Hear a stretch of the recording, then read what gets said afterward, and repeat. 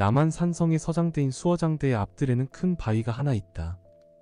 매바위, 장군바위로도 불리는데 수어서대라는 암각이 새겨진 이 바위에는 누명을 쓰고 죽은 이해 장군의 일화가 전해진다.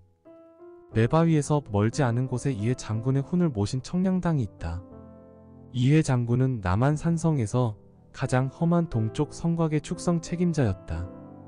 견고하게 짓느라 공사 기일을 넘기고 자금도 많이 쓰게 되었는데 그를 시기하던 무리가 축성 자금을 빼돌렸다고 모함을 한 것이었다. 그는 억울하게 죽으면서 내가 무고하다면 매가 나타날 것이라 유언했고 처형되자마자 바위에서 매가 날아올라 그의 결백을 증명했다 한다. 이회 옆에는 그의 처와 첩의 초상화도 봉안되어 있다. 남편을 도와 삼남지방에서 축성 자금을 마련해 돌아오던 부인과 첩은 이해가 죽었다는 사실을 듣고 강물에 몸을 던졌다. 청량당은 그들의 넋도 함께 위로하고 있다. 그리고 또 한 사람, 이회와 함께 남한 산성의 또 다른 축성 책임자였던 벽암 각성대사도 이곳에 모셔져 있다. 남한 산성을 쌓는데 동원된 인력의 대부분이 승려였기 때문이다. 이런 이유로 남한 산성에는 사찰이 9곳이나 있었다. I know you told your friend you're not okay, and tell me what's wrong and why you never said you felt that way. And guess you're trying to stay strong and fake a smile until I look away. But I've known you too long, it hurts to watch your blue eyes fade to gray as you fade away. As you fade away.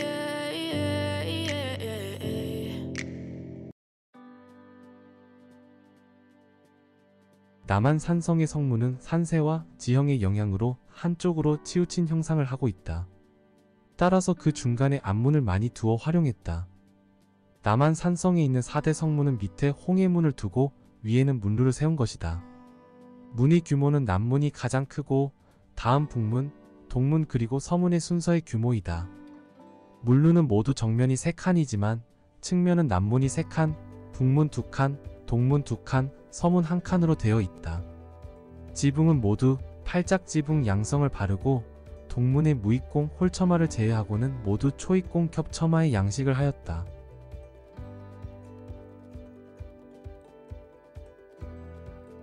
동문은 가장 사용 빈도가 많았던 문으로 성의 남동쪽에 있다. 좌익문이라고도 하며 행궁을 중심으로 국왕이 남쪽을 바라보며 국정을 살피니 동문이 좌측이 되므로 좌익문이라 한 것이다. 이 동문은 낮은 지대에 축조되었기 때문에 계단을 쌓고 그 위에 성문을 축조하여 우마차의 통행이 불가능하다. 따라서 물자의 수송은 수구문 남쪽에 있는 11앞문이 이용되었을 것으로 보인다.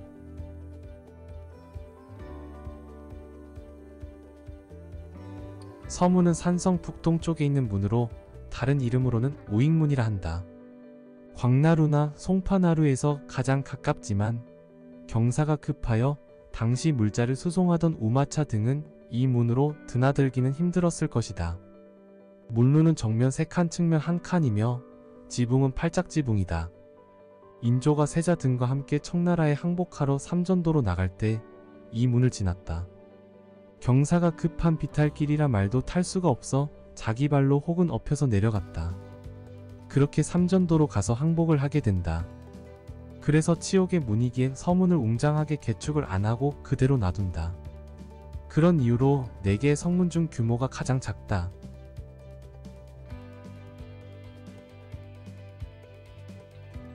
남문은 성의 서남쪽에 있는 문이다. 남문은 정조 3년 1779년에 성곽을개 보수할 때 개축되어 지화문으로 이름 붙여졌다. 또 남문은 4대문 중 유일하게 현판이 남아있다.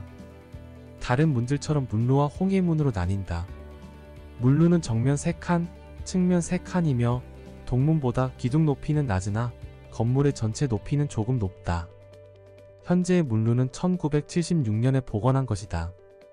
병자호란으로 인조가 처음 남한 산성에 들어올 때에도 이 문을 통해서 들어왔다.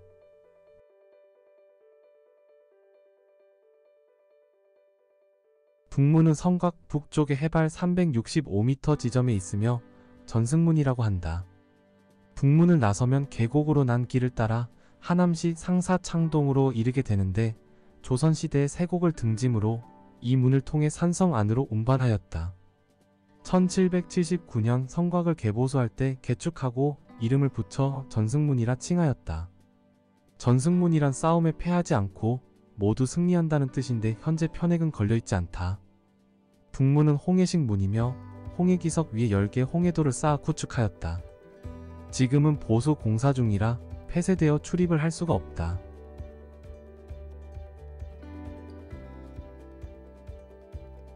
광주 행궁, 남한 산성 행궁이라 불리는 행궁은 1626년 6월 총융사 이서가 완성을 하였다. 1624년에 인조가 왕위에 등극을 하신 다음에 이갈의 난이 바로 일어난다. 그래서 이갈의 난 때 인조는 공주까지 도망을 칠 수밖에 없었고 만약 이런 일이 또 없으라는 법이 없다. 그랬을 경우에 대피할 수 있는 곳을 찾아야겠다라는 생각에 이서 장군을 보내서 축성을 했던 것이 바로 이 남한 산성이었다. 남한 산성 행궁은 굉장히 독특한 행궁이다. 원래 임금님이 계시는 방향은 남쪽으로 정남을 향하고 왕궁을 짓는 게 가장 일반적이다. 경복궁, 창덕궁도 임금님의 방향인 정남을 향하고 있는데 이곳은 동남쪽을 향하고 있다. 청량산을 진산으로 두고 방향을 잡을 때 바로 남한 산성 전체의 지세를 고려해 잡았다는 얘기이다. 남한 산성 행궁에는 유사시 종묘와 사직을 보존할 수 있는 왕궁으로 기능을 부여하였다. 또한 궁궐의 편전에 해당하는 외행전과 왕의 침전인 내행전, 집무용 건물인 좌승당, 관하에 해당하는 일장각, 사당 건물로 추정되는 제덕당 등 임시 수도로 기능할 수 있도록 건물들을 배치하였고 행궁의 외삼문로인 한남로가 있었다. 하지만 일제강점기에 파괴되고 1980년대에는 당시 정치 실세에 의해 산성호텔이 들어서며 유원지로 전락하였었다. 2000년대 초반에 남한 산성 복원 사업의 일환으로 호텔을 매입하고 철거하여 지금의 모습으로 남한 산성 행궁을 복원하였다.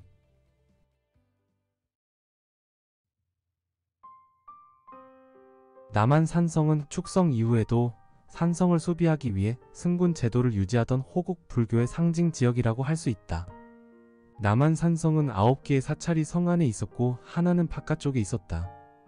동문 바깥쪽에 영원사라고 하는 절이 있어서 총 10개의 사찰이 있었는데 이 사찰들의 역할은 비상시를 대비한 무기고였다.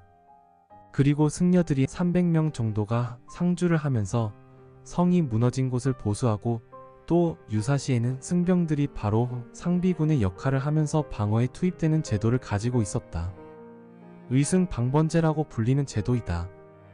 남한 산성과 북한 산성의 의승방번 제도는 조정의 입장에서는 여러가지 긍정적인 의미를 지니고 있었지만 승려가 감소하고 불교계가 피폐하게 되는 결정적인 계기가 되었다. 그 후 산성 내 사찰은 1905년 조선군대 해산령 이후 일제에 의하여 무기고와 탄약고가 함께 있다는 이유로 파괴되었다. 그 중에서 가장 적게 파괴된 장경사만이 오늘날까지 남아있다. 현재 있는 망월사와 개원사, 국청사는 모두 근래에 새로 세운 것이다. 장경사는 대한불교 조계종 조계사의 말사이다. 남한 산성 내 존재했던 9개의 사찰 가운데 당시의 모습으로 남아있는 현존하는 유일한 사찰이다. 인조 2년 1624년 남한 산성 소축시 승군의 숙식과 훈련을 위해 건립한 군막사찰이다. 병자호란 당시인 인조 15년 1637년 1월 19일 적이 동쪽 성을 침범하여 남한 산성이 함몰 위기에 빠지자 어영별장 이기축이 장경사에 있다가 죽을 힘을 다하여 몸소 군사를 독전하였다. 건물로는 대웅전을 비롯하여 진남루, 칠성각, 요사체 등이 있는데 그 가운데 대웅전이 가장 화려하게 지어진 고건축 양식을 보여주고 있다.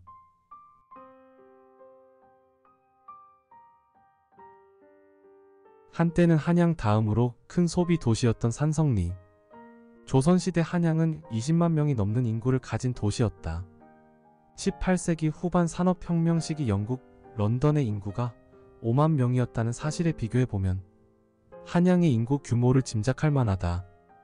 남한 산성 옛길이 위치한 산성리 지역은 한양에 인접한 소비도시였는데 산성 내 주민들이 주변 마을 사람들을 촌놈 취급했다는 일화가 남아있을 정도이다. 1627년 인조 5년 광주부의 읍지를 산성 내부로 옮기면서 산성리의 인구는 폭증하기 시작했다.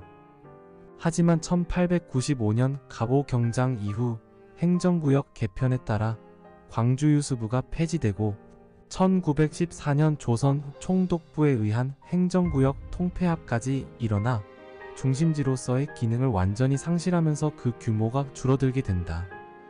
일제에 의해 산성 내에 위치하고 있던 광주군청이 경안동으로 이전하게 되면서 군사도시, 행정도시의 위용은 완전히 사라지고 근대화 시기로 접어들며 주요 도로가 남한 산성을 제외한 채 건설되고 이후 한강 이남에서 가장 번성했던 지역이었던 남한 산성은 한적한 마을로 점차 변화하여 잠시 역사의 뒤안길로 사라지게 된다.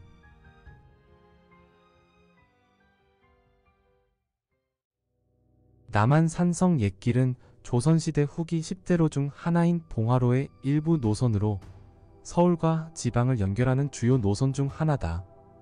봉화로의 일부 구간과 주변의 다양한 역사문화 자원들을 연결해 탄생시킨 것이 바로 남한 산성 옛길이다.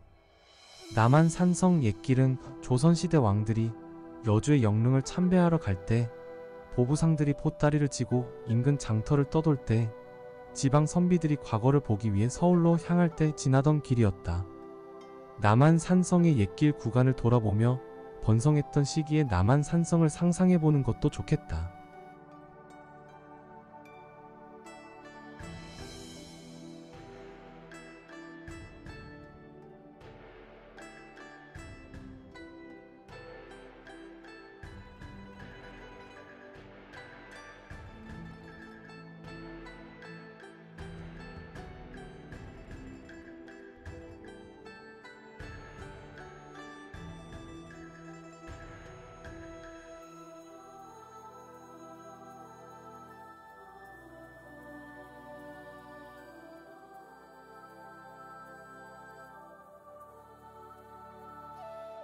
이처럼 남한 산성을 오르는 등산길은 산 아래에서 시작을 할 수도 있고 산성 로터리까지 벗어나 차량을 이용해 올라 가벼운 산책을 즐길 수도 있다. 시간과 체력이 충분하다면 성곽의 둘레를 돌며 성문과 앞문, 5곳의 옹성, 본성과 벌봉에 있는 봉암성 등 외성을 돌아보는 것도 좋겠다는 생각이 든다.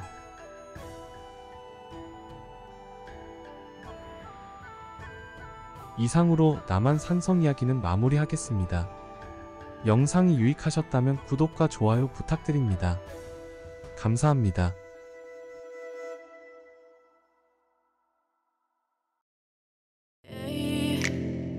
As you fade away